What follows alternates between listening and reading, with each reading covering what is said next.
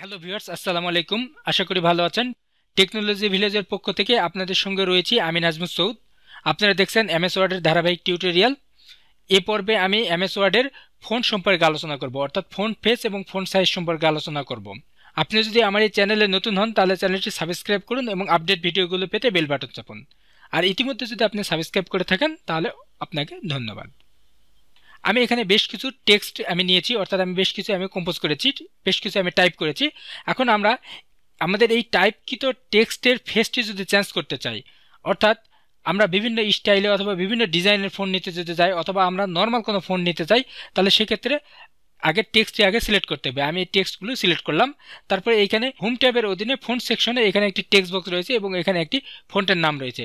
এখানে যে তীর চিহ্ন রয়েছে এটি যদি আপনি ক্লিক করেন তাহলে ফন্টের লিস্ট চলে আসবে।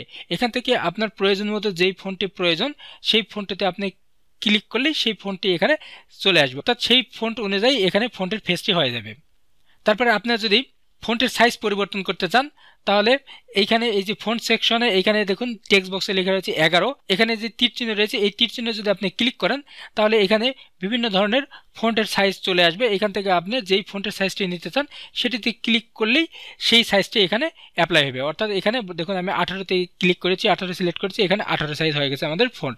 এখানে 18 পিটি, এখানে পিটি দ্বারা নির্ধারণ করা হয় সাইজটা। তারপরে যদি আবার ছোট করতে চান এখানে ক্লিক করে আপনি এইটে ক্লিক করলাম, তারপরে দেখুন এখানে ফন্ট সাইজটি ছোট হয়ে গেছে। তারপরে আপনারা যদি এটি র্যাপিডলি বাড়াতে চান তাহলে এইখানে দেখুন ডান পাশে একটি বাটন রয়েছে ইনক্রিজ ফন্ট সাইজ। এটি যদি আপনি ক্লিক করেন তাহলে দেখুন এটি ধাপে ধাপে বৃদ্ধি পাচ্ছে। দেখুন এখানে লক্ষ্য করুন এখানে 11, তারপরে 12, 14 এখানে ধাপে ধাপে বৃদ্ধি পাচ্ছে। তারপরে আপনি র্যাপিডলি যদি কমাতে চান আবার তাহলে এইখানে এই যে ডিক্রিজ যে ফন্ট সাইজ রয়েছে এই বাটনটি যদি ক্লিক করলে সেটি ধাপে ধাপে কমে যাবে। তারপরে দেখুন এখানে লিস্টের মধ্যে 8, 9, 10, 11, 12 এইভাবে নির্দিষ্ট কিছু সাইজ রয়েছে, কিন্তু আমরা এই সাইজের বাইরে যদি কোনো সাইজ দিতে চাই, আমরা যদি আমাদের এই টেক্সটের সাইজ যদি 13 পিটি দিতে চাই, এখানে দেখুন লিস্টের মধ্যে কিন্তু 13 নাই, তাহলে আমরা কি করব, এখানে আমরা এই 10টি মুছে দিয়ে এই জায়গায় আমরা 13 লিখে দেব, তাহলে সেই টেক্সটের সাইজটি 13 পিটি হয়ে যাবে। এ পর্বে আমি এমএস ওয়ার্ডের ফন্ট ফেস এবং ফন্ট সাইজ সম্পর্কে আলোচনা করলাম। আশা করি আজকের এই টিউটোরিয়ালটি আপনার কাজে লাগবে। যদি কাজে লাগে তাহলে অবশ্যই লাইক করুন এবং শেয়ার করে অন্যদেরকে দেখতে সহায়তা করুন।